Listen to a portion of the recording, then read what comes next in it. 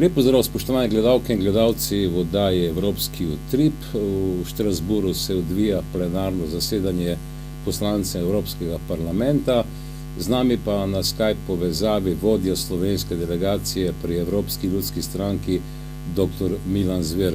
Seveda najprej lep pozdrav v Štrasbur, hkrati pa seveda tudi vprašanje o tem, to, kar boste danes popoldan obravnavali in tudi odločali.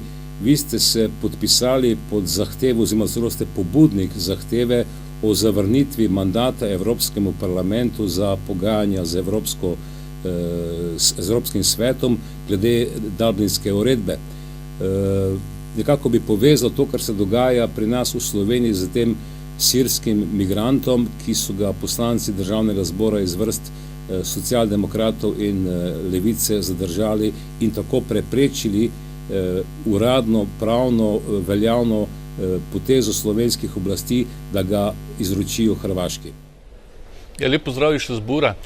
Ta dogodek, ki se zgodil v Sloveniji, je seveda odmeval tudi tukaj. Poslanci so se pogovarjali o njem.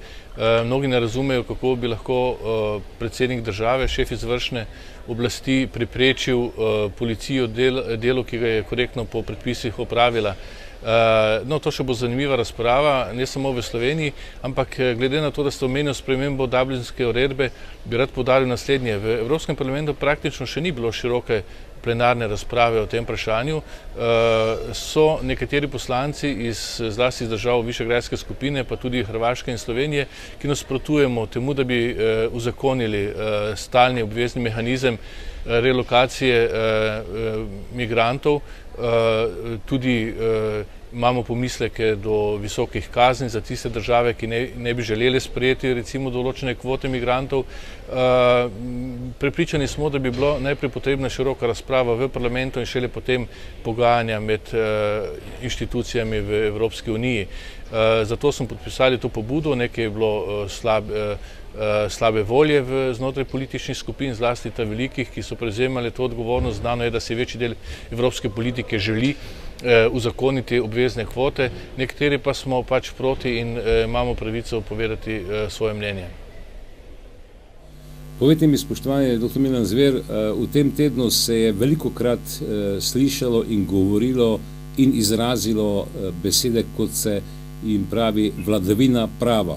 Vladavina prava vezana na Malto kot članico Evropske unije, vladavina prava vezana na Poljsko kot članico Evropske unije, pa tudi vladavina prava v Sloveniji kot članici Evropske unije, konec koncev tudi pri nas. Na to ste tudi sami upozorili v svojem nastopu pred kolegi v Evropskem parlamentu. Se lahko sprašujemo, v kolikšni meri nam dejansko sploh imamo še vladavino prava. Res je, ta plenarno zasedanje je bilo namenjeno predvsem ugotavljanju stanja vladavine prava v posameznih državah članic Evropske unije, predvsem Malte in pa Poljske. Seveda so vsi poslanci ali pa večina poslancev upozorili tudi na stanje vladavine prava v njihovih državah. To je bila lepa priložnost, da se tudi to pove in tudi jaz sem to storil. Še posebej sem zadevo navezal na krut umor malteške novinarke, ki je odkrivala korupcijo in kriminal tudi v političnih vrhovih in nekatere nerodne preiskovalne korake, ki jih je leva malteška vlada uvedla pri preiskavi tega dogodka. Opozoril sem, da tudi v drugih državah obstajajo grožnje s smrtjo, tudi politikom, tudi novinarjem, in Slovenija ni izjema. Seveda pa je stanje vladavine prava dokaj širši, predvsej širši pojem. Mnogi so poudarjali, da je vladavina prava v Evropi vedno v slabši kondiciji. Po drugi strani je pa tudi res, da je senzibilnost javnosti za posamezne napake veliko večja, tako da jaz mislim, da bi morala biti pri nekaterih ključnih vprašanjih ničelna toleranca. Če je preveliko odstopanje od tega, je seveda to najslabše ne samo za pravo, za varnost državljanov, ampak tudi za evropsko demokracijo kot tako. V svojem nagovoru ste tudi jasno upozorili na nekaj primerov, kjer je vprašljiva ta vladavina prava, in sicer na primeru predsednika posebne preiskovalne parlamentarne komisije Anžeta Logarja in grožnje preko socialnih omrežij, ki jih nanj vršijo ultralevičarji. Podobno je grožnja, ki jo je doživel pred dnevi tudi priznani slovenski novinar Jože Možina.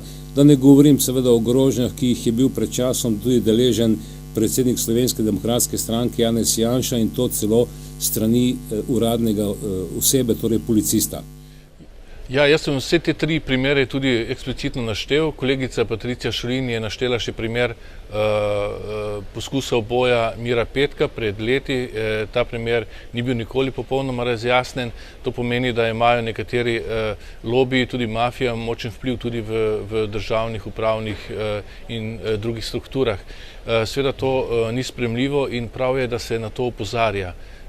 Prav je, da se to opozarja tudi v Evropskem parlamentu. Na tokratnem zasedanju je bilo veliko govora tudi sicer o stanju vladavine prava tudi na Poljskem. Pripravili so resolucijo, ki jo uskladili politične skupine med seboj, vendar se vsi poslanci z samo vsebino niso mogli strinjati. Prav neverjetno je, kako tudi v samo splošno oceno o stanju vladavine prava v tej državi poskuša levica vnesti nenehno nove ideološke konstrukte, kot je recimo pravica do splava in podobno. Torej, praktično ni teme, ki bi se obravnavala na plenarnem zasedanju, kjer levica ne bi poskušala vnesti recimo pravico do abortusa kot ena izmed temeljnih človekovih pravic. To je samo ena izmed slabosti oziroma šibkih točk resolucije o Poljski. Jaz sem se pridružil, jaz resolucije nisem podprl, pridružil sem se solidarno poljskim prijateljem, ki so se prav tako vzdržali. Nekateri poslanci so celo nasprotovali resoluciji, sem pa nasprotoval tudi mnogim konkretnim določbam iz te resolucije, zato ker smatram, da so krivične in da Poljska, kljub temu, da so določene nepravilnosti pri vladavini prava na Poljskem, vsekakor ne zasluži tretmaja, ki ga poskuša Evropski parlament oziroma večina v Evropskem parlamentu predstaviti. To je škoda. Predvidevam, da bo naslednja na tapeti kakšna druga desnosredinska vlada v Evropi, recimo Madžarska, in več ali manj služijo te razprave za politično mobilizacijo, hegemonizacijo recimo politične levice v Evropskem parlamentu. Potegnimo neko paralelo dogajanja okoli te vladavine prava v tem, kar ste govorili v Evropskem parlamentu, in v tem, kar se pravzaprav dogaja v Sloveniji. Ko ti dejansko zmanjka orožja za to, da ubraniš vladavino prava, se pač moraš poslužiti tudi morda ustavne obtožbe. Ustavno obtožbe je bil včeraj deležen predsednik slovenske vlade Miro Cerar, ki je pravzaprav si privoščil nek presedan, ko je tega sirskega migranta preprosto zadržal v narekovaju v Sloveniji, namesto da bi dejal, vse pravne poti so bile izkoriščene in ga je treba v skladu z tako odredbo Vrhovnega sodišča, kakor tudi seveda Mednarodnega sodišča za človekove pravice vrniti nazaj na Hrvaško. Imate prav, to je bil presedan. Predsednik vlade si je dejansko privatiziral pravno državo in odločil meritorno, seveda popolnoma v nasprotju z odločbami, z odločitvijo kar 3 sodišč z upravnimi postopki, in seveda to je hud prekršek, to je hud precedens in jaz mislim, da je dovolj upravičeno, dovolj težek za ustavno obtožbo. To je redek inštrument, redko se opozicija poslužuje česa takega, ampak v tem primeru je zagotovo to nujno potrebno storiti. Ne vem, kakšen bo razplet v prihodnje, vendar je dejstvo, da je upravna in politična kultura v Sloveniji dokaj nizka. In še bolj je pretresljivo to, da to naredi človek, ki je pravnik po osnovni izobrazbi, celo ustavni pravnik, in bi seveda moral vedeti, kaj pomeni spoštovanje ustave in zakonov in kaj pomeni njegovo dejanje, ki je zagotovo nezakonito in tudi neustavno. Seveda pa nima problem samo pravnega vidika, gre tudi za izrecno politični dogodek.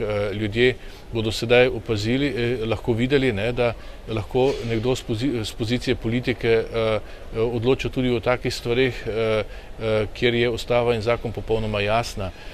To ne bo prispevalo k pomiritvi politične razmer v Sloveniji, nasprotno.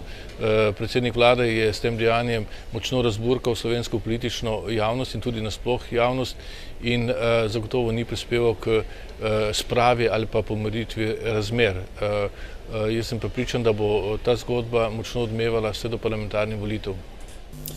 Dr. Milan Zver, končajva najin današnji pogovor z morda nekoliko bolj vedrejšo vsebino, in sicer v torek ste v Štrasburu v Evropskem parlamentu podelili letošnja priznanja za filmsko ustvarjalnost, in sicer priznanje Lux.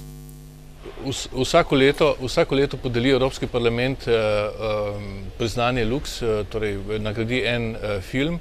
V ožji zbor pridejo 3 filmi in vsi ti filmi so potem prevedeni v vse uradne evropske jezike. Tako da na ta način tudi Evropski parlament prispeva k promociji evropske filmske industrije. Letos je bil nagrajen film, ki govori o zgodbi laponske deklice, ki je se znašla v drugem družbenem okolju, kjer je poskušala živeti normalen način življenja, ki je značilen za zahodnoevropsko kulturo, družbo, opisuje težave, s katerimi se srečala v vsakdanjem življenju, in očitno je ta film bil tako senzibilen, da je prepričal večina evropskih poslancev, ki so glasovali zanj in ga izbrali. Torej, sporočilo tega filma je zagotovo, da moramo storiti vse, da te različne etnične manjšine sprejmemo in da smo strpni do njih. Kolikor ne bi ta kultura dialoga z manjšinami živela naprej, potem nas ne čaka nič dobrega v Evropi. Najhuje bi bila, če bi doživeli kakšno kulturno unifikacijo. Kaj reči na koncu najnega pogovora? Upam, da bodo ti filmi, ki so bili nagrajeni v torek v Štrasburu, tudi prišli na ekrane v Slovenijo, male ekrane ali pa v kinodvorane. Hvala lepo za pogovor in vse dobro v Štrasburu.